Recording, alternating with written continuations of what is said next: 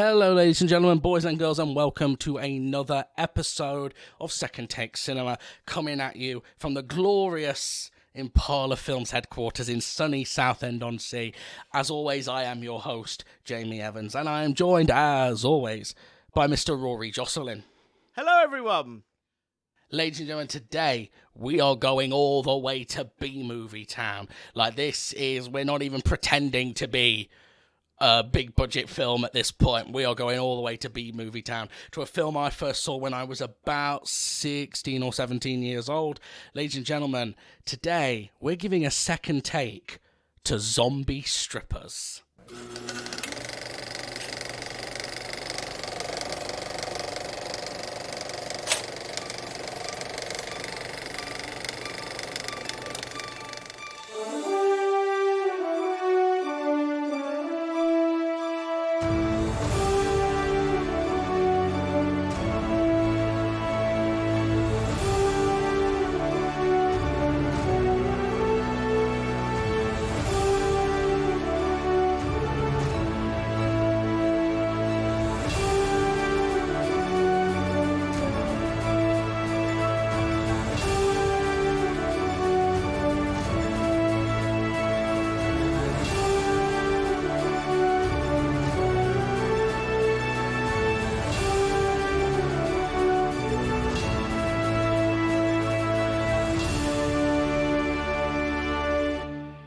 That's right, ladies and gentlemen, words I have waited for a long time to say. Finally, on a podcast, we're talking about Zombie Strippers, which is one of the greatest titles for a B-movie in human history.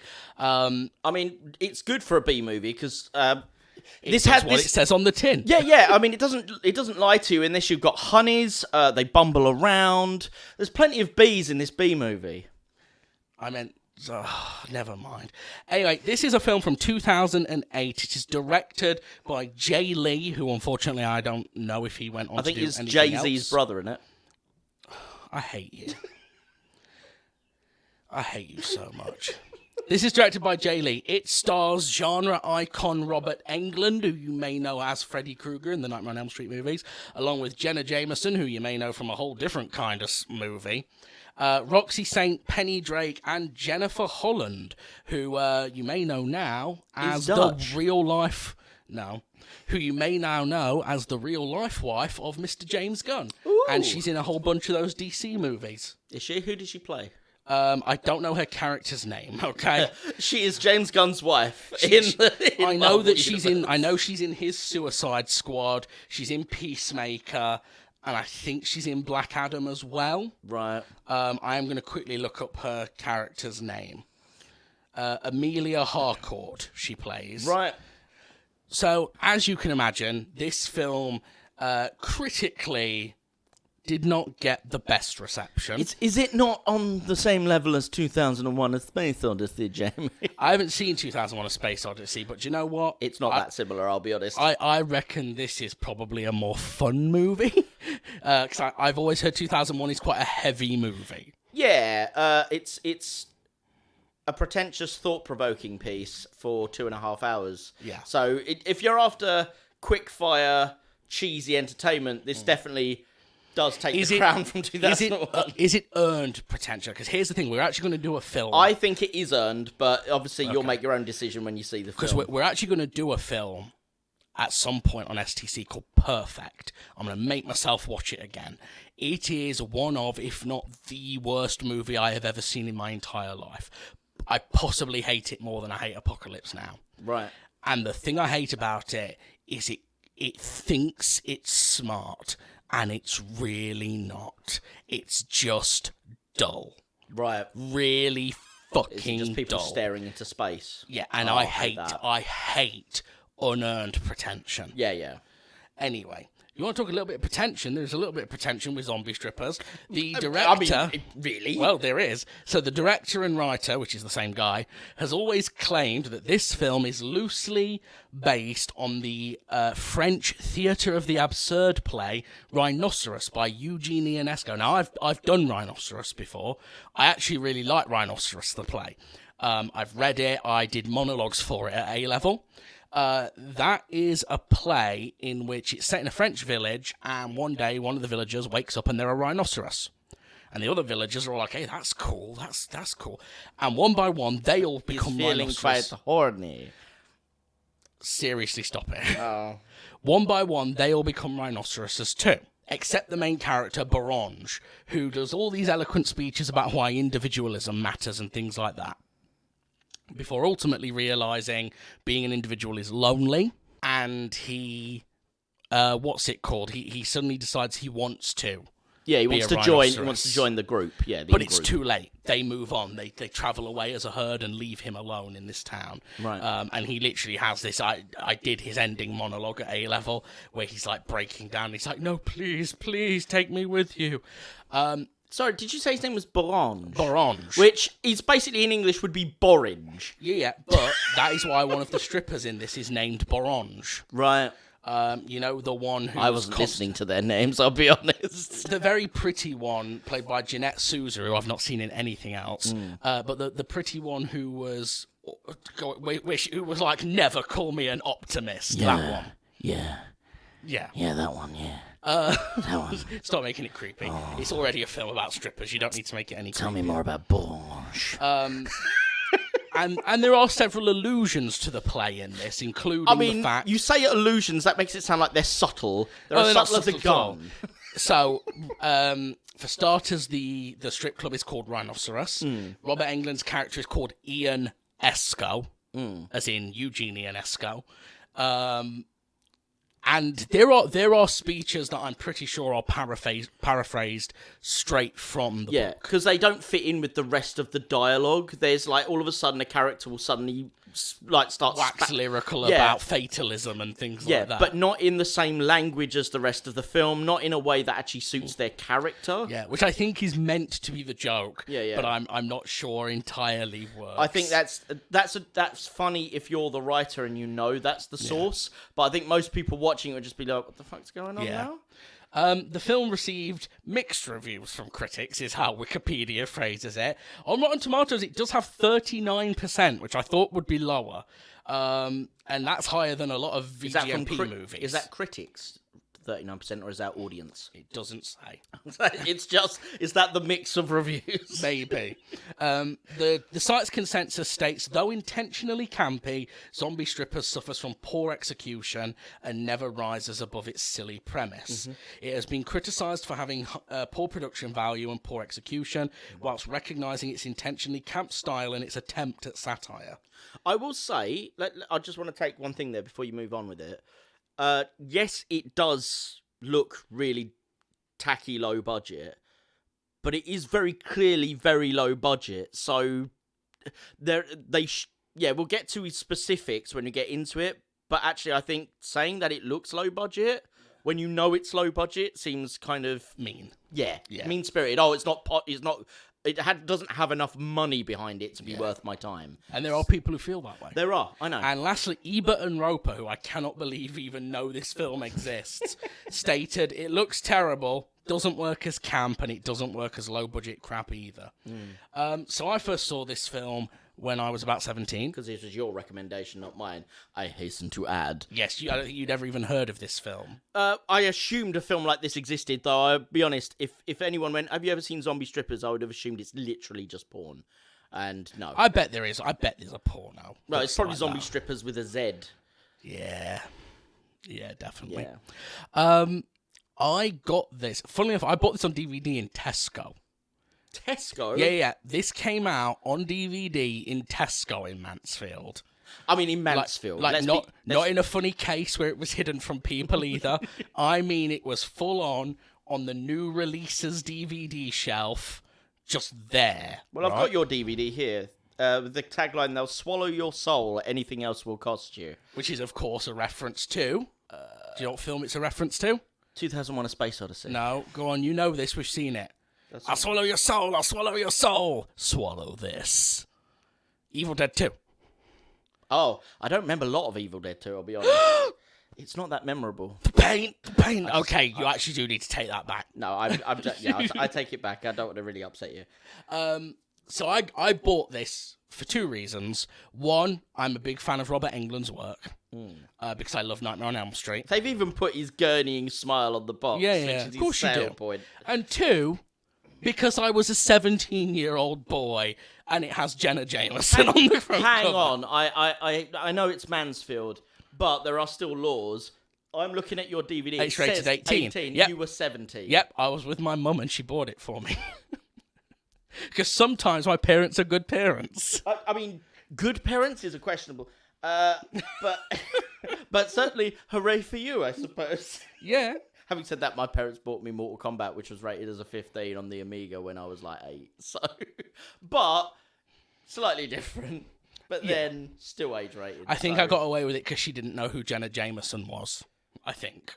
I mean, I zombie hope. strippers, though. Like, it's not as if the box hides itself. It's not like this is Schindler's List. Oh, actually, strippers. But my parents don't take media seriously. That's fair play. They let us play Resident Evil 3 when we were kids, purely because even though it said 18 on the box, or 15, or whatever it's rated, my dad was like, yeah, but it's a video game. Video games are for children. Therefore, this age rating is bullshit. And it's Someone just messed up at the BBFC. and it's just liberal left-wing hoo-has who are being like, "Eh, da, da." So he was like, here, play it. And then he walked in on us playing it at the part where Nemesis puts a tentacle through Brad's face. And he was like, fucking hell, Andrea, there's no wonder these kids are having nightmares. He bought it knowing Yeah. the age rating. But that's because he didn't think they made games for adults. But the age rating was there to tell you that. Yeah, but that's liberal yahoos in his mind. But it wasn't, because he walked in and he was the reason that they put the age rating on the box. So, what a numpty. I know it's your dad, but a prat. Anyway, so this film, I wanted to redo this film for two reasons. One, I haven't seen it for a long, long time. And two, you wanted to get away from the schlock of VGMP to watch high art. This is better than anything we've done on VGMP. It's not better than anything. Not we've done. anything. To be Silent fair, Hill is better than this. Fatal Frame is better than this. Actually, no. Do I prefer this to Silent Hill? Oh, don't See, be that guy. The thing is, zombie strippers, and there's a few films that are like this, I don't grade them on the same curve that I would grade every other movie. There's a select few films where I'm like, They're so this bad, is they're good. this is separate from real movies, which that sounds awful saying Things it that like way. Street Fighter. But I've never seen Street Fighter. Well, you will. But I enjoy it very much. I really enjoy Silent Hill, but I also don't enjoy Silent Hill because it's quite a heavy film in a way. So you it's mean got something easy to consume without much... You don't have to think about it. Yeah. Something like, for me, Ace Ventura is kind of that. It's easy to get into. I don't have to think about it. It's just fun. Let's start by talking about the political humor in this movie. Yeah, 'cause it which starts off dates quite it heavy. which dates it very badly. Yes, it even opens up with a god-awful CGI intro, which looks, I won't deny. looks worse than Would you anything even I've call seen that on YouTube. CGI? It looks more like Microsoft Paint. Well, basically, yeah, they've stitched I this... thought it was a Flash animation. What doesn't make sense, it's meant to be a news report. It doesn't have a person. It's got a voiceover, but you don't see a human on it. So they've just, stuck loads of wacky logos everywhere, which looks terrible. And then in the middle, there's, a frame, a square box in the middle for the actual, still Video. images, or videos sometimes, most of the time still images of the stuff they're talking about. But they never actually match up the images and stuff they've picked to the frame. Sometimes they come out of the frame. Sometimes they don't fill the frame. Sometimes they film the frame differently to the last picture and the one following They're it. in different aspect ratios. Oh, it's stupid. They clearly went on Google. What they should have done is done the whole background. If they were going to do it, the whole background as one plate, and then in a second, just leave the bit in the middle with nothing animating, then stick that back in, do a cookie cutter cutout in the center bit, and then put all of the stuff that you want to animate behind the hole. Yeah. And then they will show through the hole. You can expand it and shrink it, and it won't go outside the frame. You can fill your frame. Done, easy job. Bang. I do appreciate the fact that this is a hypothetical future in which George W. Bush declared himself president for life and appointed Jenna Bush as the Chief Justice. Yes. Who declares a supreme kegger to celebrate George W. Bush. Though the constant references to W. Bush at the beginning, they don't persist throughout. It's basically until we get to the strip club, and then it's W. Bush who. But Yeah. Which that doesn't go anywhere. Like No. it doesn't get to the end where it's like, oh, and that's why they're referencing W. Yeah, no, Bush. that was clearly, and remember when this came out, like 2008. So it was the last year of the Bush presidency they would have been filming this in. Yeah. And by the time it came out, Obama had turned up. Yeah. So it was already out of date when it came out. What's hilarious now is back then, they were like, what's the most dystopian future we can think of? George Bush as president for life. Little did they know that not about 8 years later, fucking Donald J. Trump would be the president of America. And now George W. Bush doesn't seem like such a bad option comparatively. It's very weird. Also, bird flu. Bird flu was done by this point. Oh, yeah. That's a really outdated Might as well have called it reference. foot and mouth. Yeah. Why didn't they predict the future and call it COVID-19? I mean, you can kind of get away with someone's surname being bird flu, the way they spell it. I don't know how you get away with someone's surname being COVID-19. Well, no, his last name is Vid. He's a corporal, so he's COVID, and then 19 is his rank number. It's like his military number. Right. So he's COVID-19. Bam, solved it for you. There you go.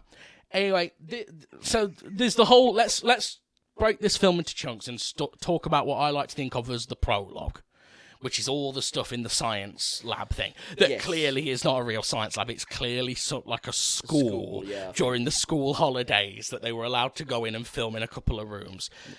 Basically, in this film, the zombie virus is negatively affected by the Y chromosome.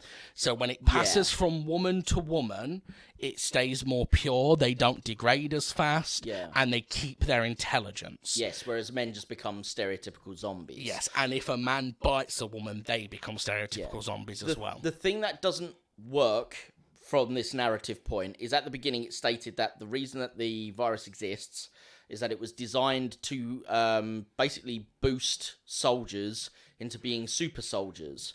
The problem is because it affects the Y chromosome negatively, or much more negatively, it can't really be used that way. But the problem with that concept is that the girls start to rot and decay as well. They're just at a slower rate, and they keep their intelligence, which means that the virus never would have worked for its intended purpose to begin with. Which, to be fair, that's the point. Like, the point is, it's she does say this is a failed project. Does she? I forgot. I must have missed that line. It always is. Anytime there's a zombie thing with a virus, it's always a failed project. Umbrella are never like, hey, this virus works perfectly. It's always like, oh, it's the T virus. We want it to make tyrants, but only 1 in a billion people become tyrants. Everyone else just becomes a zombie. What good is that? Yeah, kind of a bit of a... But basically, bird flu gets bitten and he ends up in this strip club, and this is where the majority of the film takes place. It's mostly a one-set film. Yeah, and you can tell the budget went into this set and nowhere else, because the budget went into getting Robert Englund and Jenna Jameson, didn't I'm it? talking about location specifically, because the whole intro part, not only is there the laboratory, which is clearly just a school, there's also the costumes for the soldiers and that when they come in to take them out. For some reason, they're dressed normally, or normal-ish. So some of them are more normal than others. And then when they go in to start shooting some of these zombies, they are suddenly dressed in what can only be described as paintball gear. Oh, yeah, it's blatantly paintball And it's like, why did you waste your money on that? A, it's unnecessary. B, it adds nothing. C, it looks like garbage. You just made your film look worse, and you put money towards doing that. Why did you do that? Yeah. But to be fair, because I've learnt to be a nicer person over the last few years, putting myself in their shoes, like I said, I don't think I've ever heard of this guy making anything else. I'm fairly certain he never has. If this was the one film he ever gets to make, then screw it. Why not do whatever the fuck you think makes it look cool? It's... I tell you what it was on par with. It looks to me like a lot of the films we get at Horror on Sea here in Southend. Yes. It was that sort of level. In fact, if it's Horror very on Sea... indie. There's no getting around the fact that it's very indie. If Horror on Sea had been around back when this came out, I have no doubt this would have been screened there.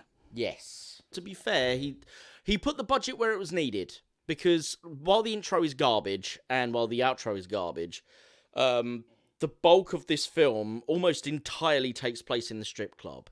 The strip club looks good as a set, and he spent it on the girl talent, which for the most part, well, maybe not necessarily my cup of tea of something to watch, it's what you'd expect from a film of this ilk. Yeah, you can't make a film like this. You needed Robert Englund to bring in the genre fans, and you needed the girls to be attractive. And the porn star obviously helping to bring in the porn fans. Yeah. I do find this film funny, not as funny as I used to. Yeah. I did enjoy it less this time around. I think just because I'm older, I've seen more stuff. And you're sober. I'm sober. That probably has something to do with it. To be fair, this does look like it would be a film that's more enjoyable with friends while drunk. Oh, 100%. The bit where she fires billiard balls out of her vagina. When you're drunk. I watched it at a party with a bunch of friends, and we were all drunk, and we were howling with laughter. Yeah. See, I saw that done on South Park first. It's the force with which she fires them as well. Well, so she starts with ping pong balls, and that's what you'd expect. And then the billiard balls, for some reason, it's like she becomes a cannon on a battleship. Yeah, doesn't one destroy a dude's head? Yeah, it just explodes it in one shot. It's... Okay, so... Headshot. So now we're in the strip club. Let's talk about the strip club. Let's talk about the location and then the cavalcade of characters, because basically the ones from the intro don't really make it here, bar until the very end. Yeah, and even then, the one guy who turns up right from the start of the entrance to it, he's locked in the basement, and we don't see him for most of the film. Yeah. So realistically, from this point, the intro characters are gone, and we're just focusing on the strippers. Yeah. Fair play. That's what we bought a ticket for, man. Maybe that's where my money went. But yeah, so you've got neon lights, which. With rhinos as well, neon rhinos on the side, obviously referencing the French short story or play, sorry, the French play that it's based upon. You've got the strip pole is obviously mounted in because the girls do use it. They've obviously hired some pole dancers as well to do some stunts, at least for one of the girls, who clearly wasn't doing her own stunts because the body shape changed from when she starts doing the dance to when she's doing the actual stunt work on the pole. But obviously, it's a properly mounted pole, otherwise it wouldn't work. Yeah, and some of the. Not to sound like a perv, and I'm not an expert I've never been to a strip club, but some of the dancers they were very convincing to me that is what you would get at a strip club. When Jenna Jameson's like sliding down the pole and things like that. Yeah. It's what I imagine. It's what we've seen in all other Hollywood films, at least, which include strip clubs. It doesn't really go far beyond that because it doesn't generally tend to stay there. In terms of acting, because the acting isn't stellar here. Your best performances, really, I would say the film is carried by Robert Englund. And I actually think the Russian girl's pretty funny. Yeah. I'm pretty sure she's not Russian. No, she's not really She's Russian. definitely not Russian because at one point she almost sounds like she's from Transylvania. It's whenever she says the word money. Money. Lots of nice boys throwing money at us. I almost expect to go, Yeah, it's that level of accent. Yeah. But it's meant to be a stupid, over-the-top camp part, so, This is such an old-fashioned form of comedy, just given the update of being full of gore, because you literally have bits where, like... titties. And boobs, yeah. You literally have bits where it's like, when they first get the male reanimated zombie head, and they all come in like, we've got a problem, and he's like, what kind of problem? And she's like, maybe not so big problem. Girls are dead and not so dead. And then he's like, you don't think this is a problem? She goes, he is head. Easy to, how you say, brush on the carpet, and literally just drops this head on the floor and kicks him under the desk. Under the desk. Yep. The only thing that would have made that better, but it would have been more awkward, I'd have loved it if she'd have actually lifted the carpet and thrown him under the carpet. Put him under the rug. That would have been hilarious. And you get jokes like, I personally like the one towards the end when Robert Englund's got the NRA membership and they all load up on guns and then it turns out none of them know how to use them. Including Robert Englund. Yeah, and he goes, hey, the law says I can own them, not that I need to know how to use them. And if that doesn't sum up American gun control, I don't know what does. Oh, very much so. But, yeah, so the story starts... within the strip club part, the part where it actually fucking matters, with a new girl arriving who's very much like a girl that they all know her story basically. Yeah, this is Jennifer Holland's character. Yeah, she comes in. She's basically she's fresh off the farm, and you know she thinks everything's just going to be wonderful, and she's doing it for the good reasons that her mother needs. Her nana needs a colostomy. So she needs to raise the money, and she's going to show off her body to do it, thinking that it will be better than it is, I suppose, but we don't really get an arc to that story, to be honest. No, she's got a Christian boyfriend. Yeah, and she puts a picture of Jesus on a mirror, doesn't she? Yeah, that makes me laugh. Yeah, her Christian. Well, is it her boyfriend? I thought it was just a stalker. No, he's a Christian boyfriend, and they've been saving themselves for marriage. But if he's her boyfriend, why is he stalking her throughout the film? Well, because he's then trying to talk her out of stripping because it's against God. She says, well, I'm doing it for my nan, and then he's all confused because he's like,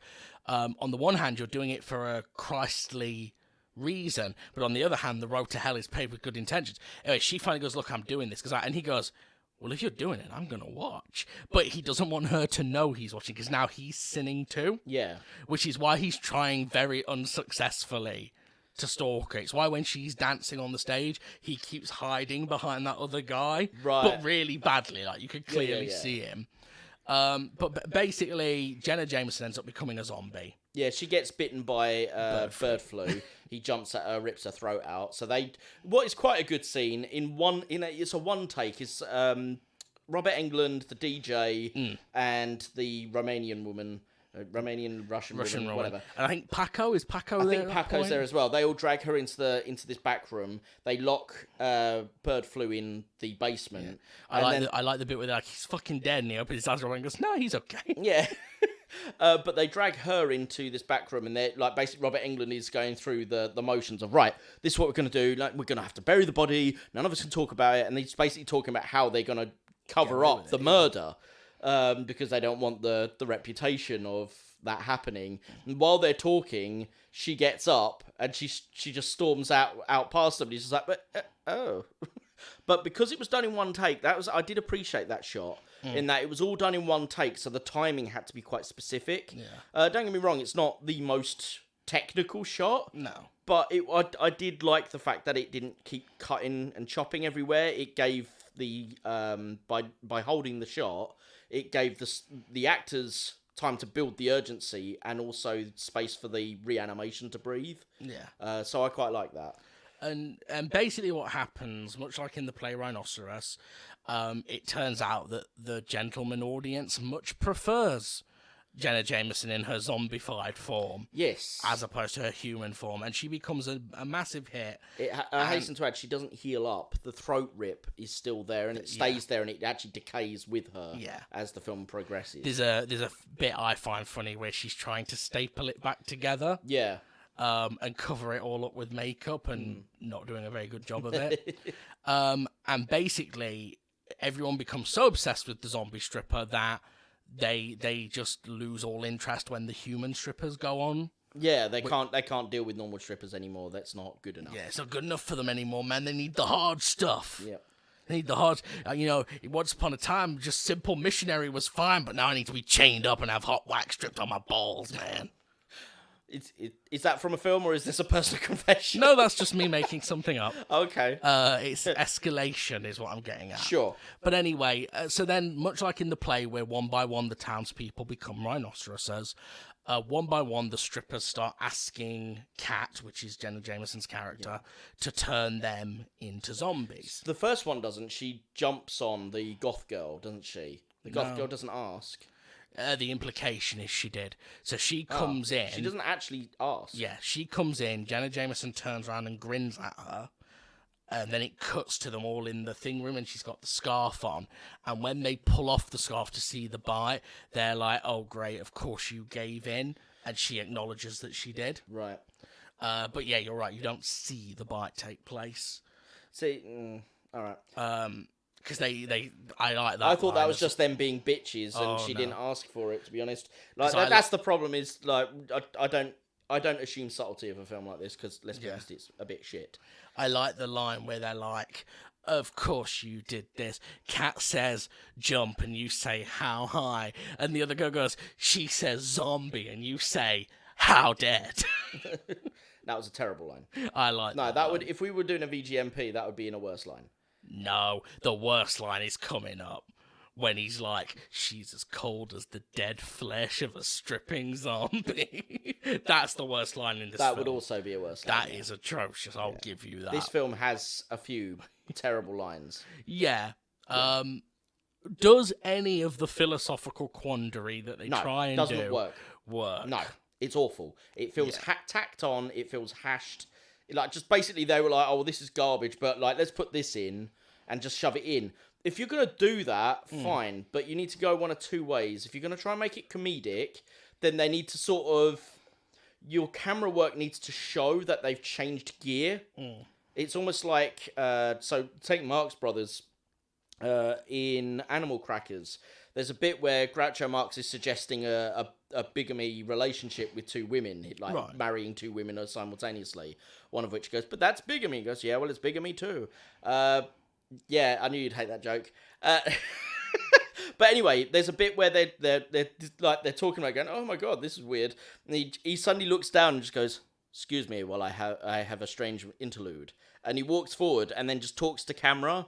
And it's obviously designed as one of them things on stage where a character steps on and goes, what would I do with these two women if I blah, blah, blah. Soliloquy thing. But it's a piss take of that. Yeah. But if you just did that, if he was just in the middle of a shot and he was just like, what would I do with these two women if I blah, blah, blah, blah, it wouldn't work. Yeah. There's the fact that he steps out of the scene and it makes a focus.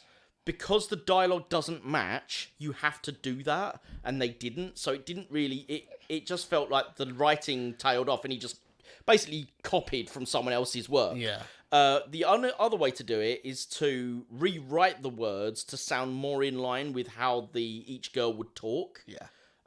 But that wasn't done either. It feels very much like they just translated it to English and went, that'll fucking do. Yeah. But none of the girls speak anywhere like that during the rest of the film. They always speak like you imagine strippers would, bar the young girl who is, more Jesus-oriented and shit. I tell you what, I only just realised this first time, and this is embarrassing to admit. This is the first time I realised that his moustache is fake. What, the... Paco's. Oh. It's stuck on. Oh, no. I always thought it was just a real moustache. So, which probably shows how much attention I've actually paid to the film in the past. Well, certainly to Paco, he's not really the main driving force of... No, but I do for like enjoyment, him. It's Robert Englund. For other things, it's the girls. Paco, as good as Paco is, and the actor did a great job with what he was given, blah, blah, blah, ain't nobody buying zombie strippers for Paco. They pull off that Alamo reference twice as well. Like, you get one Alamo reference. Yeah, you can't keep playing that joke. Badgers? We don't need no stinking badgers. Which is a reference to Blazing Saddles. Oh, yes, sorry, I always keep thinking it's the Alamo, but yeah, it's Blazing Saddles. It might have been from the Alamo, to be fair. Yeah. Blazing Saddles may be referring to it, but I'm fairly certain that zombie strippers would be referring to Blazing Saddles. Yeah. But he does that joke like 2 or 3 times. Yeah. Anytime anyone says the word badgers, he goes, badgers? We don't need no... And then the very later last on time he goes, actually, that's not a bad idea. But I can't remember what they need badges for. To prove that they're still alive in case rescue turns up. Yeah, but if they were dead, the badges would stay on them, so it doesn't make any sense either. Exactly. So at that point, that's when you should have gone with the stinking badges joke. Save it for that point. Yeah. But yeah, I have to admit, I didn't enjoy it as much as I have done in the past. I am curious as to why you wanted to raise this one. Because I haven't seen it in so long. Yeah. Because it's not what I would consider to be something we would normally cover in... Which is exactly why I want to cover it. Okay. Because films like this, and this is where I'm going to go on my soapbox a little bit in defense of B-movies. Movies like this so often do not get discussed in critic circles, in podcasts, things like that, unless it is to take the mick out of them. Yeah, so like they're something like fodder. We Hate Movies. Yeah, yeah. I don't care if we come away and we don't like the film, that's fine, but I want to at least discuss it, because at the end of the day, these people, and we know this ourselves now because we've done it several times, these people took the time to write a script, cast that script, find their location, source money from somewhere, shoot the damn movie, edit the damn movie. You know, at the end of the day, we sit here and we can slag things like this off, but Candy Heart's not finished. And it's been 3 goddamn years. Yeah. These people have pulled off what we haven't. Yeah. We haven't done a feature film yet. Not yet. Not finished one yet. No, it's coming, but it's not done yet. And regardless of if the film is bad or not, and don't get me wrong, I'm not saying this is a stellar example of indie filmmaking. You want a stellar example of indie filmmaking, go look at something like Benson and Moorhead's The Endless, which we're going to cover at some point, because I think you will like The Endless. Sure. That is a low-budget, horror sci-fi kind of weird culty film that's got a time loop involved in it. Sure. But it feels more intelligent than this does. It I also mean, has an amazing poster. Yeah. The poster for it's brilliant. I might actually buy a copy of the poster and frame it. Oh, nice. Because it's all around like a big swirling whirlpool sort of effect. Oh, that's cool. But my point is, and I will get off my soapbox now, but it pisses me off when people...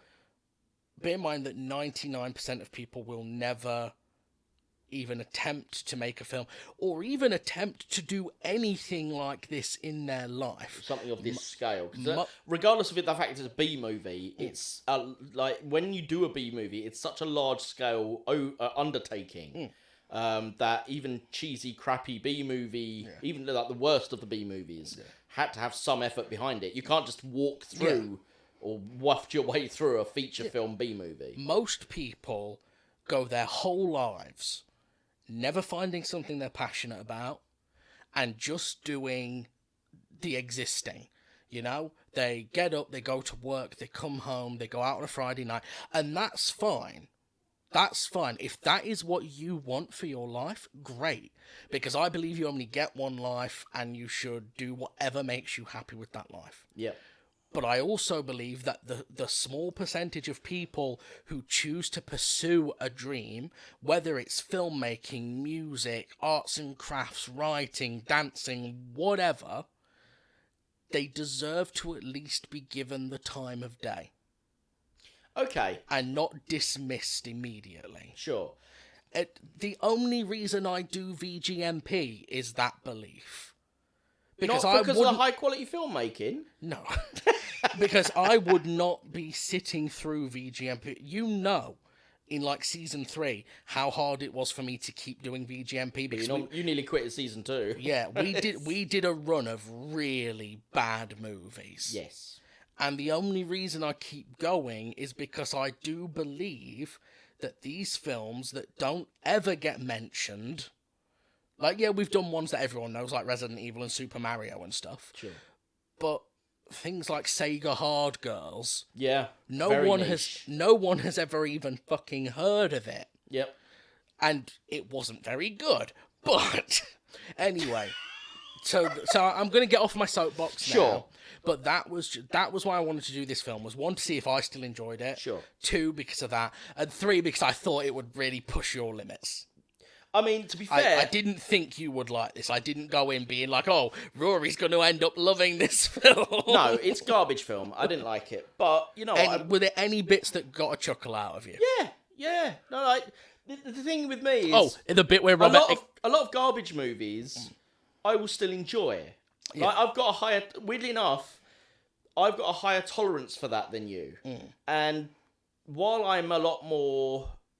What's the word for when you're not quite as into sexual stuff on TV? Prudish. I'm definitely more prudish than you. No, to be fair, I think normal is the word. I'm a sick As Vincent Mann goes, I am no pervert. But yeah, I'm more prudish than you, so that didn't help. There is definitely one horrendous gross out joke that I was like, I'd want to turn the face dance. Yeah. We need to talk about the face dance. Yeah, so I want to talk about... Give me a minute. There's something else I want to talk about first, because I want to give this film a chance before people decide, no, that sounds like garbage. I never want to watch this film ever in my life. Okay. Because that is, for me, If you told me that happened, I would not have watched it with you. Right. Straight up. Because it's too much. Right, It was disgusting, and I fucking hated it. You are going to hate when we do bad biology, but okay. Quite probably, yes. But you know what? Fine. So the thing I wanted to raise with this is, there were parts of this I enjoyed. There is something that I was curious about, and again, I wouldn't have known it from watching it, other than what the fuck are they doing with the script, is the bit where they reference the French play. We've already discussed that it didn't work. Do you think... do you think that was bolted in to try and give the film a sense of purpose? Or... Because it didn't feel like it was very much the nuts and bolts of the film. It didn't feel like... I wasn't watching it going, well, there is some existential stuff going on here. It just seemed to be what you'd expect from zombie strippers, and then the odd few lines of wistful bollocks. My bet, if I was a betting man, having known filmmakers now and how filmmakers work, I imagine that it was always intended from the beginning that, yes, we're going to do this play but with zombies, but they weren't as smart as they think they are. Right. And didn't fully grasp the play, and therefore didn't interweave it into their script properly. Yeah. Or, to give them more of a benefit of the doubt, started interweaving it into the play and realised there was much more fun things they could do with the concept, so it gradually got lessened and lessened. Because I know for a fact from writing Haunted that happens. Yeah, you come up. This is my strong concept, and the strong concept disappears over the writing structure. Yeah, Haunted was never. Yeah, it was never meant to have as much comedy in it as it's got. Yeah, like it was always meant to have a couple of laughs here and there. Preston Collins wasn't even in it. No, Preston wasn't. Preston was in a last minute rewrite episode. Yeah. But has then gone on to be in, like, the Christmas special. He's now the star of the series. The Preston minisodes that are on Patreon. Yeah.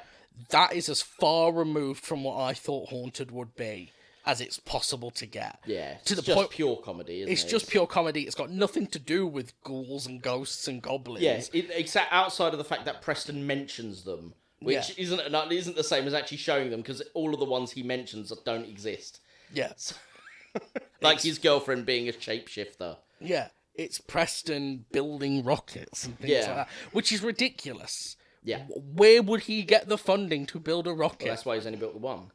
Anyway, so I see your point. So I could see that. So it was something that was like, this is the core premise within our otherwise silly film. And then over time, it just became less and less important during the writing process. Because things came up like... Because I know horror fans as well. And this guy clearly is one, given that nearly every film he's made is a zombie film. Yeah. I can totally imagine them being sat there, being like, right, got to have this big speech about existentialism. And then sitting there and going, but wouldn't it be really funny if we did a zombie vagina goo joke? Yes. Because that is 100% what horror fans think like. Wouldn't it be funny if we did that? And it wasn't. And they don't get... It wasn't funny. It was gross. Yeah, I didn't like it. I hate gross out humor. That is my line in the sand with comedy. I pretty much accept anything, but gross out is just not for me. I do like Robert Englund's line when he goes, herpes is one thing, but zombie herpes. See, that line is fine. I don't have a problem with lines. You just didn't need the panties to stick to the wall. I didn't need to see the goop dripping off of her knickers. No, that's... Yeah, you see my point? Like, you can see how anyone who's quote-unquote normal, who, if you were to go, oh, we watched this, thought-provoking film based on a French play. Oh, what was it? Well, this woman gets turned to a zombie, and then she's got gooey, bloody zombie knickers that she flicks, and they stick to a wall with the goo. And the goo literally, flicks off, doesn't it? It's like while she's riding on a man's face. Yeah. They'd be like... Yeah, you know what? That doesn't sound like the high art you're kind of making it out to be. To be fair, one thing you can't say they didn't foreshadow that. No, that's true. They did foreshadow it. However, here's my question, and I know you probably won't know the answer. I definitely don't have the answer to this. Yeah. is there a scene that's akin to that in the original French play where a rhino rides on a man's face? No, but no, rhino herpes. No, there's absolutely no the most sexual thing that happens in the play. Have you read the play? Yeah, I've read the play before. Oh, okay. I have it somewhere. Oh, I don't know where, but I've got the play. Right. I've read it. So there's no sex with the rhino. I wanted to try and put it on here in Southend. Well, here's the thing. The reason that would work, because it gets a little bit unbelievable quite quickly. Once the girls start turning to zombies, at first it's just like, you could imagine it, like the guys in the audience might be like, oh, it's, that's really cool zombie makeup, and it's kind of hot that she's got all this goo. Once they're actually rotting. Yeah, while they're rotting on stage. They must stink. How are they covering that up? But number two, they don't look good anymore. No, but to be fair, that is taken from the play, because why would you want to become a rhinoceros? That's true, but the thing is, I would hope in general men don't fetishize disgusting, rotting women. But let me introduce you to a man named Jeffrey Dahmer. Oh wait, no, that was Dead Men. Sorry, I said in general, but women do not necessarily disgusting, maybe disgusting. Were you about to say women fetishize dead men? Not dead men, but bad boys. So the idea of them becoming the zombies and being bad boys would surely sell more. I'm thinking of it. I'm reducing the sex about them. Yeah, I think by bad boys they mean bikers, not undead corpses. What's the difference between a biker and an undead corpse? Yeah. You tell me. You're a biker, and you're vegan. You'd be a I'm terrible not a vegan. Zombie. Not vegan, vegetarian. Don't offend me, sir. You'd be a terrible zombie. Why? Because you're vegetarian. So? Nothing wrong with killing humans. So you don't eat meat? Yeah. Human meat's fine. No, it's not. Why not? They're all free range. Are they? At the end of the film, they try and do this weird subversion thing again, where it's like, oh, look at us, we're making political commentary again. That doesn't really work. Where the scientist from the beginning turns up again, it turns out he's the one who deliberately released the virus, because Which was obvious from the beginning, because he's watching it all sinisterly and just like, my plan. They're literally lit, in that lab scene, they're literally lit from below, like with torchlight. Yeah. So they look evil. And he keeps saying that they, or we, so presumably some sort of shadow government, like it when things go wrong. Because they're making money. Chene or something like that? Oh, no, it's, what's it called? Cheney? Cheney, yeah, they're named after Cheney. But it was Checheney, I think it was. Because there was definitely a Chech. I think it was Checheney, or something like that. Oh, okay, you sure it's not Cheney? And I'm pretty because certain you know why it's called that, don't you? Yeah, because of Dick Cheney. Dick Cheney. Yeah, I get it. Anyway, It's really not that intelligent, Cheney. No, it's not. But the way you were... Oh, the subtlety! The way you were saying it, I was like, does he not know who Dick Cheney is? No, I'm fairly certain on the backs it was Chech, and then the rest of it. So I think it was Checheney. I don't know if that's a reference to anything other than Cheney himself. Like maybe there was a Cheney or something like that. That was like a meme of the time. It's Cheney, as in Che Guevara. Could be Shay Cheney. It could be Shay Cheney. Anyway... And he's on about, all the Iraq wars making us X amount of money, etc., etc. And it's kind of very tired, and you're like, oh, yeah, we've heard this a million times.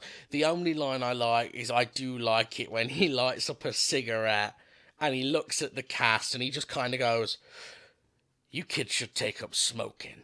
Not enough young people smoke anymore.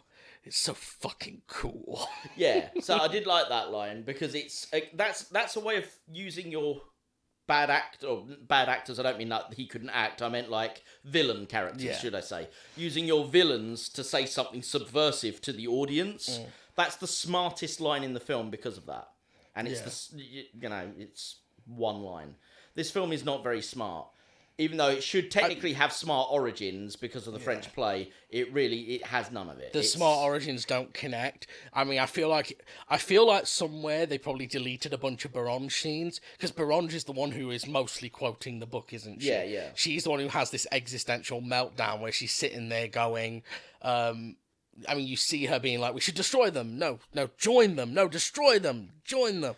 But even that doesn't, like, there's no grade No. to anyone. Like, so no, they don't change slowly and just be like, you know what, I really need money, or get more desperate for money and go, you know what, fuck it, I need the money, I better get... Yeah, they just switch gears because the plot needs them to. Yeah, and so that's bad writing. Yeah. It's like, there needed to be more of a grade and more of an urgency. Did you for come each to of zombie them strippers for good writing, though? Or do people come to zombie strippers for Look, boobs? let me put it this way, I don't care. You're writing, if you're the writer, your writing is free. So put up your best effort. Because if that's what you're selling yourself on, you better damn well make a good script, because you've got... Basically, the only excuse is either you couldn't be bothered, you ran out of time, or you're just not that talented. Yeah. And unfortunately... Let's be honest, it's probably that third one. Maybe. But... I don't want to be mean. The point is that's what people will take away when they see, like, you know... And if it's just that you ran out of time... At least you've got an excuse. But I couldn't be bothered, or I'm not that talented. I'm not that talented probably will sell at least a bit to certain crowds. But Avatar, what? Yeah, exactly. But I can't be bothered is definitely if that's a takeaway people get, they won't want to fund your next one, or they won't want to, you know, they won't want to pay for more of your content. So it's kind of important that you, at best, always try and strike out of the gate. Easy enough to say that I've written a stellar, not me personally, but like as a writer to go, I've written a stellar script and actually have a stellar script. Because let's be honest, none of us can be impartial on our own work. But it should be very obvious to anyone, including the writer, that this needed at least one more go round, another go in the oven. Because again, the Nietzsche stuff didn't come through properly. The connections to the... Why is she just reading Nietzsche? And then it just seems to be for one joke, wasn't it? It's like, oh, this suddenly makes sense. But what bits? Yeah. None of it. No one's quoted any Nietzsche that makes more sense as a zombie than it does as a human. To be honest, not a Nietzsche. I've read Nietzsche. It's garbage. Oh yeah. But either way, like if you're going to quote it in your book, if you're going to quote it in your film, make it relevant to your characters. Yeah. Of course. So this is a garbage movie. I don't think I'd recommend it to people, but I did enjoy it. I will say I enjoyed it, but I mean, I don't... Other than yourself, you would be the only person I would recommend it to, and you're the one who showed it. Well, it's the Horror on Sea crowd, isn't it? This is their sort of film. Yeah, it is something for Horror on Sea, to be fair. And it's... You see what I mean, though? It's almost not a movie, in a way. And there is a whole subsection of B movies that are kind of like that, where you watch them and you're like, this isn't really a movie as such. What do you mean by that? I'm not really sure that's the point. What do you mean that they're more...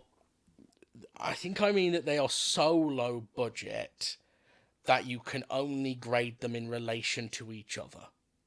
Right. You would never... Because, of course, it would be insane to put up zombie strippers against, say, Shaun of the Dead. Or Magic Mike. Yeah, Magic Mike's a big budget film.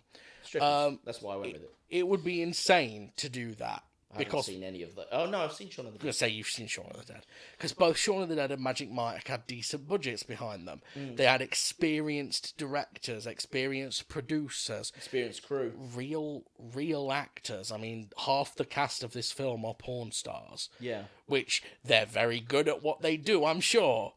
But what they do is not acting as such. I have to admit, I was impressed by Jenna Jameson in this. I was expecting her to be much worse than she actually is. Yeah, most of the girls were fine. Yeah. But honestly, there was a couple of characters. Oh, what the fuck are you doing? But they were mostly sort of tertiary or background characters. Not the main characters. All came off pretty much fine. The main one that actually stood out to me as not performing particularly well, I'm not sure if it's just if they use bad takes for him or what, is the DJ. I didn't believe him for the most part. He was fine at the start, but then his performance kind of degrades. I could be wrong, because I don't know. But I kind of feel like he's not actually an actor, and he's like one of the crew's brothers or dads or something like that. Something like that. And they gave him a little part. Yeah. It kind of has that vibe. But yeah, this isn't a film I would really recommend to anyone. Or maybe he just gave up trying because it's zombie strippers. Yeah. This isn't a film I would recommend to any sort of general audience. This is the sort of thing that I would put on if I was hosting like a bad movie night. Everyone comes over, has some drinks and some popcorn, and we watch terrible films. You'd watch things like this and Sharktopus and things like that. American Ninja. American Ninja with Michael Dudikoff. And there's the stunt where he jumps over the wall on a motorbike, and you see the stuntman's face. Well, you see him first, when the bike lands, the bike smacks him in the testicles, he flies forwards, and his face literally breaks through into the glass windshield of the motorbike. You see glass enter his face for like 5 frames or something. And then it suddenly cuts the next shot of Dudikoff on the bike doing like a sharp turn and stopping like, yeah, I'm so cool. It's like, I've just seen your face go through that glass, man. It's that level, or I would recommend it to people like the Horror on Sea crowd. Yes. I need to show you American Ninja. Not necessarily for this. Yeah. It's not an art film, and I wouldn't necessarily... No, but these aren't all art films. Maybe. I'm not interested in doing a podcast that's just art films. No, that's true. All right. Because the joy of film is its variety. All art all the time is boring. All entertainment all the time is mind-numbing. Yes. No, I agree. Diet. It wouldn't normally be something but you know what? We've not released yet as time of recording, but when we do, we're going to have plenty of content out there for you guys coming very quickly. By this time this is released, we'll already have quite a bit out. Hopefully we'll have some audience. So I'll leave it with you. Would you like us to have a look at American Ninja? Yeah. Because it's not something I would normally have recommended for a show like this, but... if there's interest, I have American Ninja, why not? As long as we can talk about it for an hour, I don't care. Mate, there's plenty to talk about. There's a man who helps himself into a barrel after being knocked out. There's a ninja who falls off a roof after being shot 10 seconds after being shot. There's also the fact that the army guys, as they're running, they do that, I don't know what I've been told. They're doing all that, but they're literally just going, they're literally saying nothing. So you're like, you're not even making noises, it's just stupid noises. But yeah, I don't think there's really anything else to say about zombie strippers. No. I think we've covered everything. There's one last thing to mention before we close down. And that is Jerry. And the plot hole of Jerry. Yeah, so Jerry is or a is man it Jeremy? It kind of sounded like Jeremy. I think they said Jerry. But either way, Jerry or Jeremy, I'm going with Jerry because that's what they were chanting. He gets his penis bitten off and then ejaculates blood. Yes. Which is hilarious. Fine. I disagree, but fine. The main thing is that he's in the audience. He gets pulled up by, is it Jenna? Jenna Jameson's character pulls him up and basically takes him out the back for a personal time, which ends up obviously her turning into a zombie and eating him. And biting his penis off. Biting off his pee-pee. But basically... as he's getting dragged away, as we said, all of his friends are chanting, going, Jerry, Jerry, Jerry. He disappears, he gets mauled.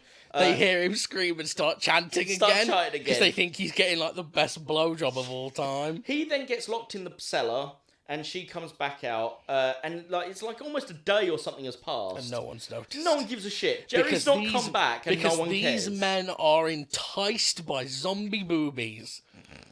They cannot think of anything else. Yes. There's at least 4 of those men who have families waiting for them at home, and they've forgotten they exist.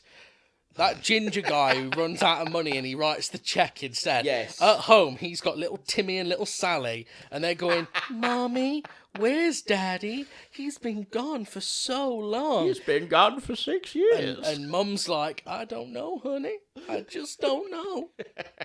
Yeah, I bet he's having an affair with old Stacy down the road. Yeah. But I felt that the Jerry plot hole was very unrealistic, which unfortunately ruined the realism of this film. Of course, and I'm lying. I mean, it was funny. The Jerry bit was funny. Jerry, which unfortunately will age like sour milk, I think, at this time. But then he's dead. Yeah, but then so will most of this film because of the J.W. Bush. George W. Bush references and shit. So, but yeah, I thought it was fun enough to watch if you don't mind low budget schlock. But I would definitely not recommend it to most people. No, fair enough. Well, ladies and gentlemen, that is it for our little trip to B-Movieville for the week. That is a wrap on Zombie Strippers, as they say, and we will be back next time to give a second take to another film.